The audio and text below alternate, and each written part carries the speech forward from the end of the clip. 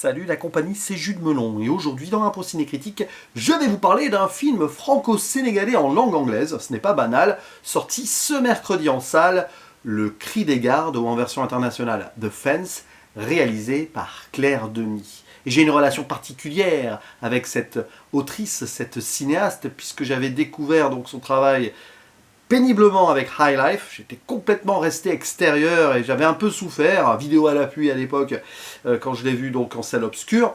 Et récemment, j'ai vu par contre avec grand plaisir son beau travail, un grand film français à mi-chemin à la fin des années 90, début 2000. J'ai aussi vu son premier court-métrage de fiction 15 mai, qui est formidablement quatrième dimension. Et là donc, j'ai pas trop creusé sa carrière autrement que cela, mais je sais que là, au casting, elle retrouve un de ses acteurs fétiches, je crois de son premier long métrage de fiction, Chocolat, c'est-à-dire Isaac de Bancolé, qu'on a vu l'année dernière dans un autre film important qui se déroulait en Afrique. Et à ses côtés, nous avons Matt Dillon. Et anecdote assez ultime et étrange, Matt Dillon, moi je l'ai beaucoup aimé dans The House That Jack Built, que j'ai vu dans la même petite salle de mon cinéma indépendant que High Life à l'époque, et que donc, Le Cri des Gardes là. Alors je dis ça, mais bon, mon cinéma indépendant, il a plusieurs salles, et celle-ci, bizarrement, je la vois rarement. Et bah, il y a des connexions qui se font comme ça. Matt Dillon, Isaac de Bancolé, oui, mais aussi le jeune britannique Tom Blythe, et aussi jeune britannique d'ailleurs, actrice, seul personnage féminin du film, Mia McKenna Bruce. Voilà, pour les principaux, dans une sorte de huis clos spatial et temporel, hein, unité de lieu, unité de temps, qui se déroule dans un pays de l'Ouest africain. Alors ça a été tourné au Sénégal, peut-être que ça se passe plus dans un pays genre Nigeria, etc., anglophone, on va dire, bon. Mais peu importe. On y voit là-bas des Européens qui travaillent sur un chantier. Et un homme local qui vient à la clôture de cet endroit très gardé, voilà, très... visiblement il y a des tensions, mais bon. Il se présente là, à la tombée de la nuit, et il réclame le corps de son frère. Voilà. Tout ceci donc basé sur une pièce de théâtre que je n'ai pas lue, mais c'est important quand même de le signifier, écrite par Bernard-Marie Colliès, Combat de nègres et de chiens. On a changé le titre évidemment de nos jours, et c'est fortement compréhensible. Claire Denis ayant connu Colliès à l'époque, elle est revenue vers lui, comme elle le dit en interview, mais elle revient aussi en Afrique, là où elle a grandi et là où elle a fait quelques-uns de ses premiers films, du moins Chocolat, et plus tard Beau Travail. Tout ceci est très intéressant, donc c'est probablement une œuvre très personnelle pour la metteuse en scène et donc co-scénariste aux côtés de Suzanne Lindon. C'est très très étonnant de la trouver là.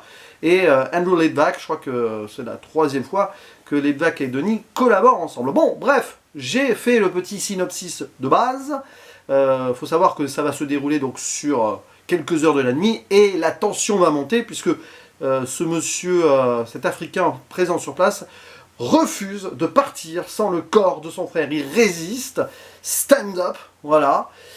Et le chef de chantier, joué par Matt Dillon, qui s'appelle Horn, au début il est très poli, tout ça, assez affable, mais très vite, ça commence à s'effriter. D'autant plus qu'il accueille le même soir, hasard du calendrier, sa jeune épouse qui vient d'Angleterre et qui va enfin s'installer avec lui là, sur place. Mais elle vient clairement d'un autre monde, l'Occident. Rajoutez à cela un jeune dans le chantier, là, qui est très proche du chef de chantier. Ils ont une connexion qui commence à être borderline. Et c'est lui qui va chercher l'épouse d'ailleurs à l'aéroport, et on voit même un peu le mâle toxique derrière. Le mâle et le mâle blanc occidental, tout ceci réuni sur des terres qu'ils viennent exploiter. Le décor est planté. Nous sommes ici clairement en présence d'un cinéma post-colonial qui continue de dénoncer ce que l'homme blanc a fait sur place de façon alors subtile d'une certaine manière. On reprend quand même des écrits d'une pièce des années 80, mais fortement impactant sur le plan, on va dire, politique et humain. Et tu le sens là-dedans.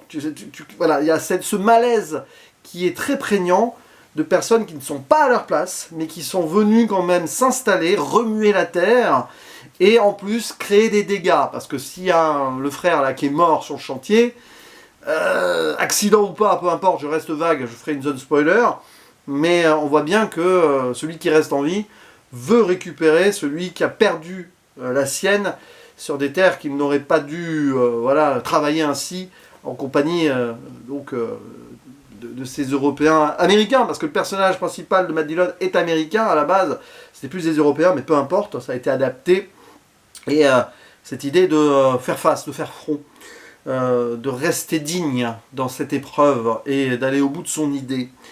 Le film est construit de façon très étrange, mais c'est du clair de nez de ce que j'ai vu jusqu'ici, c'est-à-dire qu'elle joue sur le temps. En unité, oui, certes, mais aussi avec quelques petits flashbacks. Alors, au début, en fait, le film va nous placer ceci un petit peu de façon diffuse, mais on comprend très vite ce qui se passe. Hein, quand on sort, en fait, de cette nuit, et aussi de ce lieu unique, notamment à l'aéroport, en fait, ce sont des scènes qui se déroulent avant les premiers moments que l'on voit de nuit, là, avec le chef de chantier. C'est lui, en fait, le focus. Et donc, avant, on voit... bon, ce qui a pu vaguement ou pas se passer, ça s'ouvre quand même sur la terre travaillée, sur une femme qui vient déposer quelque chose. On se demande ça si c'est pas plutôt ce qui se passerait après le film que l'on voit, peu importe. Et c'est passionnant parce que Claire Denis, évidemment, elle ne peut pas faire un film quasi docu, genre on va vraiment montrer la population et tout. Mais il y a des petits encarts comme ça, au début et à la fin, qui en disent long aussi sur son intention de sortir forcément de l'œuvre de théâtre de base qui devait enfermer ces personnages en une unité de temps et de lieu, ce qui est le cas dans les 3/4 du moment. Mais elle a envie de peser ce regard-là et ouais, peut-être aussi de questionner de façon dure, mais avec tentative de réflexion et d'analyse psychologique et humaine, ce qui a pu se passer, des conséquences horribles.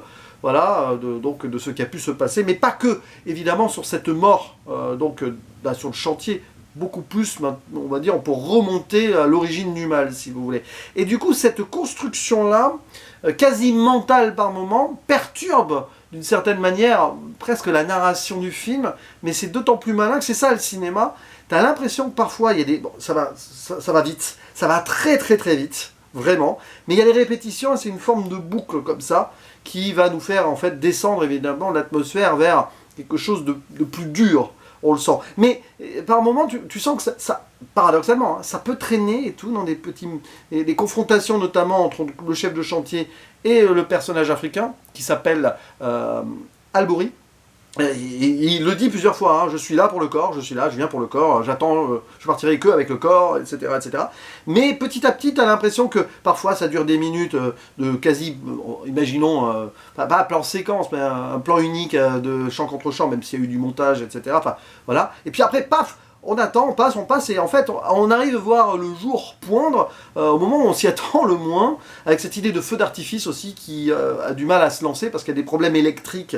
Il y a cette électricité dans l'air qui à un moment fait presque baisser la tension et qui fait que, ah tiens, bon, en décalage, pourquoi il avait prévu une fête pour son épouse qui débarque avec du champagne, mais alors, ce moment festif va totalement tomber à l'eau, et elle en plus, alors, il y a ce personnage, elle s'appelle Léonie, jeune britannique donc, qui est tombée en pamoison de ce chef de chantier quand elle le soignait, il y avait une grave blessure et tout. On se demande ce qu'elle vient faire là, elle a l'air voilà, d'être tombée du nid, enfin en tout cas le film nous la présente comme ça, mais en fait c'est beaucoup plus... il y a quelque chose vers la fin qui fait qu'on sent qu'elle a peut-être beaucoup plus d'humanité quand même, mais c'est pas évident, parce que c'est pas trop le cas non plus, on va dire qu'il y a une forme d'ignorance, mais une humanité un peu supplémentaire. Et on la voit, enfin, elle débarque avec ses vêtements qui sont complètement inappropriés, ses chaussures c'est pas fait pour marcher sur les lieux, quoi. Et celui qui vient la récupérer, Cal, donc le jeune un peu toxique là, lui fait remarquer, et il remarque surtout sur un de ses sacs qui a le mot Babe, et il va l'appeler Babe tout le temps. C'est-à-dire qu'il la déshumanise, il la réifie, si vous voulez, à ce niveau d'objet, parce qu'elle a l'air superficielle à ses yeux et aux yeux de la caméra. Mais en fait, c'est juste une occidentale paumée, et elle le dit à un moment, hein, elle ne sait pas trop où elle veut vivre, elle était plus trop heureuse là où elle était, là elle avait envie d'être heureuse, mais elle se rend compte qu'elle n'arrive pas au bon moment, et c'est pas le bon endroit, et ça va pas être la bonne vie non plus. Moi je trouve ça assez déchirant, c'est-à-dire qu'il y a des...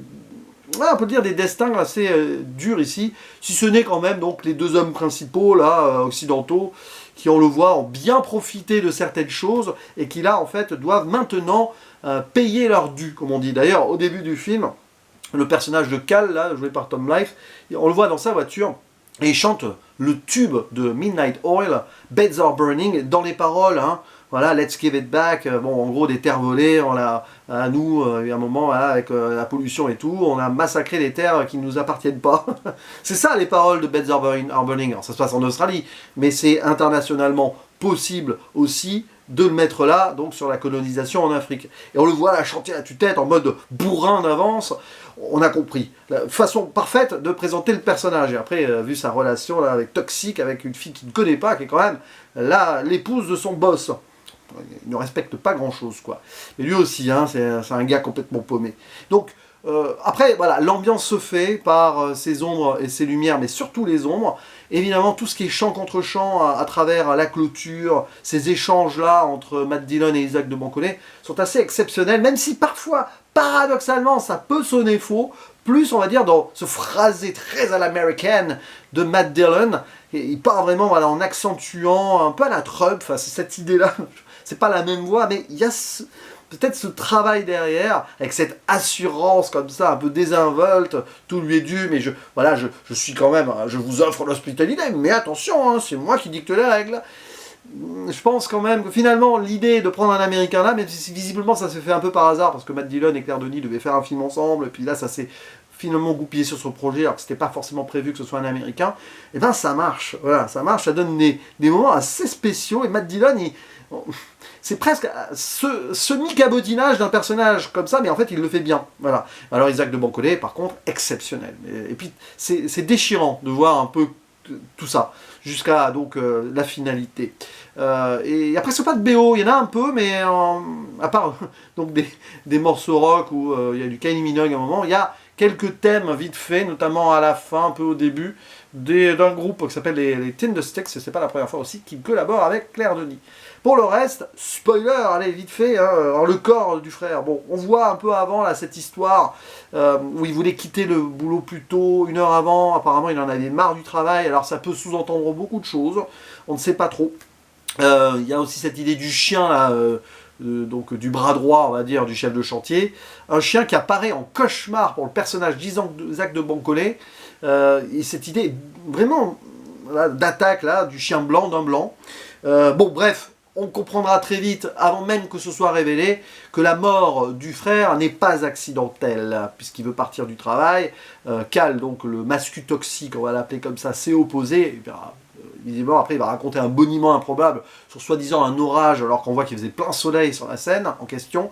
Bon, il l'a tué, quoi. Il l'a tué, et son boss essaye de le couvrir. C'est pour ça qu'ils veulent pas donner le corps, en fait. Il n'est pas du tout à l'infirmerie, le corps. Il gît voilà, dans un sac.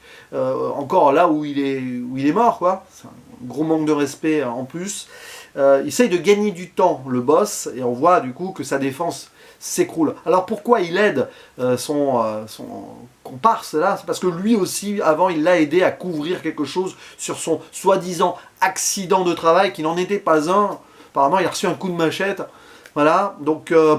c'est là où, quand je disais que les deux occidentaux masculins principaux payent, on va dire, ici les conséquences de leurs actes précédents, dans cette violence, dans ce mensonge-là, dans ce qu'a été souvent la violence et le mensonge, les fausses promesses en tout cas, du colonialisme en Afrique. Et je pense qu'on y voit cette allégorie, elle est assez évidente, peut-être l'était déjà telle présente. Elle était peut-être présentée ainsi dans la pièce, mais on le sent là, avec l'idée du 7e art et du cinéma. Claire Denis enfonce le clou, et sur la mise en scène, ça paraît très fort. Bon, évidemment, à la fin, hein, ça part mal, à la levée du jour. Alors, il y a des déambulations à droite, à gauche, hein, je ne vais pas dans les détails, mais là, on est dans la psychologie. Hein. Évidemment, il va crever, là, le Tom Blythe, voilà. Et tué par son patron. Voilà, ça part en vrille. Et puis, Albouri, Isaac de Bancolé, va récupérer le cadavre, mais déchiqueté hein, du frangin, dans les larmes, hein, et puis sans un mot. Voilà. Il va croiser des enfants alors qu'ils portent le corps, comme ça. Et le film se termine sur la route. Alors, terrible fin d'ailleurs. On voit que c'est quasi image documentaire. Hein. On avance, caméra embarquée, sur une route construite par les Occidentaux, dans un Sénégal où on voit que... Enfin, dans un Sénégal... Dans un pays, c'est tourné au Sénégal, mais dans ce pays, en tout cas ici, dans la fiction, qui a été urbanisé, un peu modernisé.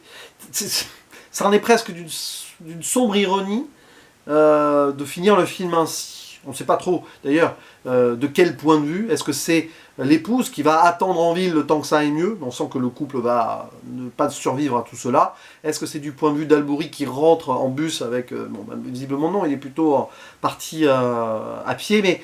Peu importe, cette fin est déchirante aussi, et c'est la chape de plomb finale. Hein. Restez bien, parce que justement, le générique, avant d'être dans le fondu au noir d'un générique habituel, va durer comme ça de longues secondes sur cette route.